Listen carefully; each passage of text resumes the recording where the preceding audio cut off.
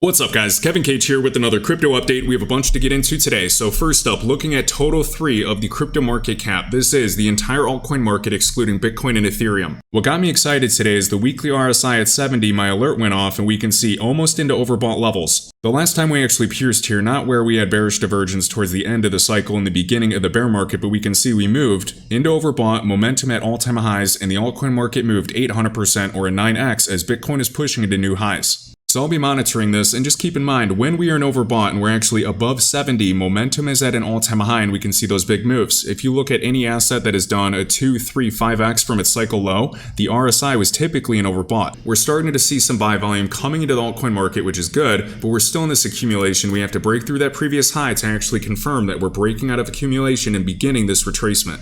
We have some large sell-side imbalances and fair value gaps above, even, this smaller gap up here. There's just a lot of levels that we've yet to retrace to.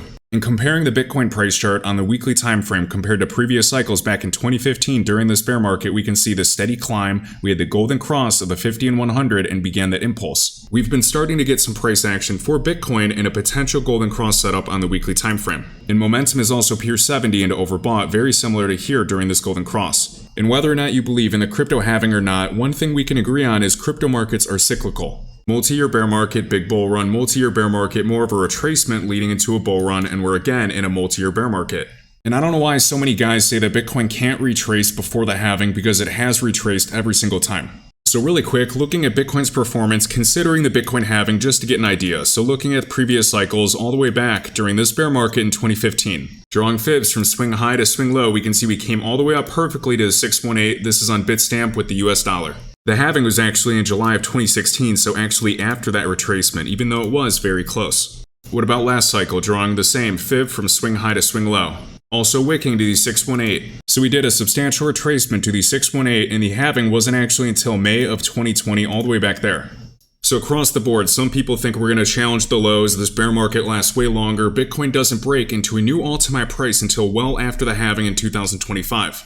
But just keep in the back of your mind that historically we have retraced before the halving. That will be in April, so we literally have months to even get up to that level that we've seen in the past. And over the past few cycles, if we actually close weekly candle bodies, the wick and the body, every time Bitcoin has done that, it's led to an all-time high price. So one thing I'm looking for to be more confident in the potential of a Bitcoin all-time high price is closing above that 42K level with full weekly candles. Now, I'm sure a lot of crypto veterans have seen this and actually used this tool before, but this is a must-use tool when you're looking at Bitcoin and just gauging where is the top and where is the bottom. You can Google Colin Talks Crypto Bitcoin Bull Run Index, the CBBI.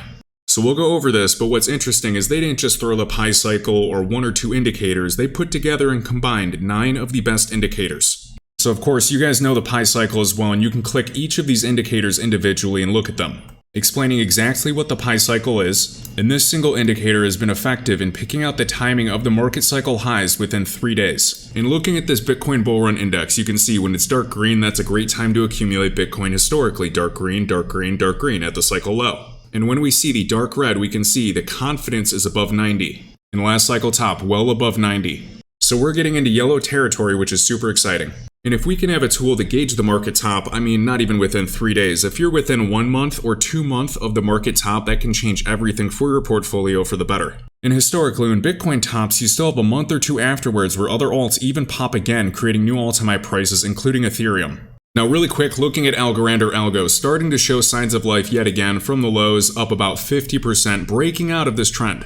So we have some signs of life, increasing volume, we have a variety of gaps at 20 cents, 30 cents, etc. all the way up.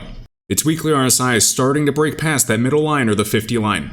So in terms of Algo, people ask, why has it been one of the worst performers in the bear market? There's a variety of things, and I think it's a combination of all of these variables, of the Gary Gensler with different lawsuits calling Algo a security, the MyAlgo hack, developers leaving, and if you look at the correlation of developers, even with Ethereum and Solidity, you're going to see when price action goes up, developers come. When price action falls down, developers leave. If you hold Algo, I highly recommend watching this interview by All In Crypto with John Woods, the Algorand CTO. John Woods is the CTO at the Algo Foundation. So we've talked about AlgoKit a lot, but what he said is pretty interesting. He said that it's going to be in the coming weeks or maybe next month, a launch of AlgoKit with Python. So one thing that he explains in this interview is Teal Algo, one of their low-level programming languages that has its benefits, but a huge disadvantage is there's not a lot of developers that know Teal. So what they're launching with AlgoKit is Python, so you're going to be able to build, test, and deploy smart contracts in Python, one of the most popular programming languages. So that could be something good to bring some developers back. Of course, price action would help. I know they're working on things they're building, but it has been absolutely destroyed this bear market. Now, in terms of its tokenomics, remember, it has a finite, capped, or max supply of 10 billion tokens. There will never be any more. We're over 80% in circulation today. So to get back to even Algo's all-time market cap, that is still around $1.80. And even from its cycle low thus far, I mean, we're talking almost a 2,000% or 20x potential if we got up to that level. If you don't really believe in Algo anymore, I would still be conservatively expecting us to get up to 20, 30, 50 cents, even the weekly pivot at this triple bottom at 70 cents. The key component we need is for Bitcoin to actually begin the next cycle and confirm that we're going into a new all-time high price. And retail communities in crypto are really simple. When prices are going up, it's the best project ever. When prices are going down or just going sideways and are completely trendless while other assets are going up, it's a scam. A lot of Algo holders were super frustrated with Algorand selling their tokens this year during this bear market. But knowing that Algo has invested over $100 million into this ecosystem, they have funding, they have operating expenses, a lot of things that we don't know behind the scenes.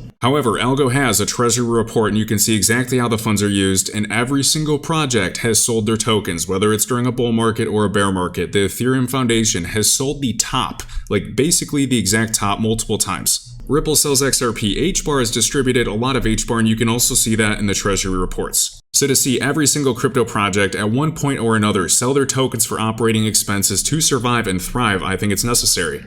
Now, we've talked about a variety of alts, including Ethereum, for a spot ETF. It is not a question of if, it is just a matter of when.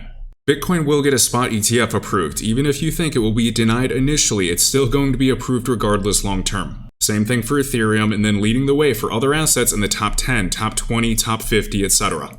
And also remember, during a bull run, assets don't always go straight up. There are crashes on the way up too, even when Bitcoin is pushing into an all-time high price. Last cycle, we had OGN from its cycle low to its high up here doing about a 3,400% move. During these times, we had 50% crashes on the way up right there. Right there, 60%.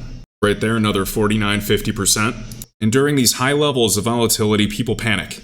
If we see Bitcoin go to an all-time high price, it's not going to be straight up. There will be crashes after major impulses. We have injective with that golden cross in the weekly time frame of the 50 and 100. Bitcoin is in a similar position. It actually already started drawing its impulse, both and overbought. And I understand this bear market being absolutely brutal. There will be some older tokens with very large supplies not able to create another all-time high price. But there are others like Rose, backed by Binance Labs, partnered with Meta, that have real applications that could create a new all-time high price. Their tokenomics aren't crazy. It is nothing we haven't seen before in terms of market cap valuations, even potential. We'll keep this video short and sweet today. I just wanted to run through some big things, such as BlackRock applying for that Ethereum spot ETF. We know that the combined institutions with AUM have over $17 trillion. If they did allocate 1% or 2%, and it took 2, 3, 4 years, that is hundreds of billions of dollars of buy pressure, and if you divided that by, say, 3 years over 1,000 days, that is arguably over $300 million per day coming to the crypto market. There's a lot of considerations. I believe the crypto asset class goes into an all-time high price. If you don't believe this asset class is here to stay, I wouldn't watch this channel. We're going to dive into Casper in the next video. Huge thanks to all that hit the like button. I hope you found any of this interesting, and be sure to check out that Bitcoin Bull Run Index by Colin Talks Crypto.